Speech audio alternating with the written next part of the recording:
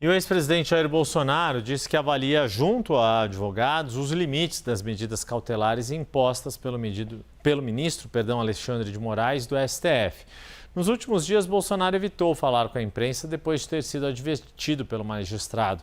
Assunto para a gente trazer ao vivo de Brasília conosco, Gabriela Prado, falando lá do prédio onde fica a sede do PL. Muito boa tarde, Gabriela Prado. Boa tarde, Yuri, Débora, a todos que acompanham o 360 aqui nesta sexta-feira. Olha, mais uma vez, o ex-presidente Jair Bolsonaro chegou para dar expediente aqui no PL e disse que não poderia falar com jornalistas.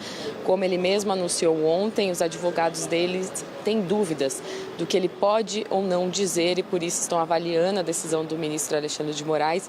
A expectativa do ex-presidente era receber um parecer técnico até hoje para ver se ele então poderia falar com a imprensa. Na decisão, o ministro Moraes disse que Bolsonaro não está proibido de dar entrevistas, mas que as publicações feitas em redes sociais de pronunciamentos, entrevistas do ex-presidente não podem cometer crimes.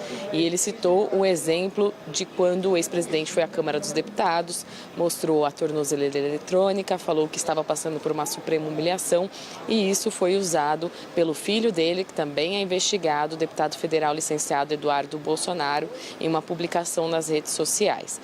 Mesmo com esse esclarecimento de Moraes, há dúvidas do que de fato o ex-presidente poderia falar, por isso ele optou por ainda permanecer em silêncio. Na decisão, Moraes ainda reconheceu que Jair Bolsonaro, sim, descumpriu medida cautelar naquele dia dentro da Casa Legislativa, mas que foi uma ação isolada e ele também acatou o argumento da defesa de que Bolsonaro não tinha a intenção desse descumprimento. Por isso, ele levou uma advertência, mas não teve uma medida mais dura, que seria a ordem de prisão. Mas Moraes não descarta que no futuro ele possa converter as cautelares em prisão para que, se o ex-presidente voltar a descumprir. Mais um dia que ele despacha aqui do Partido Liberal, sem perspectiva ainda para ver se ele vai falar com a imprensa.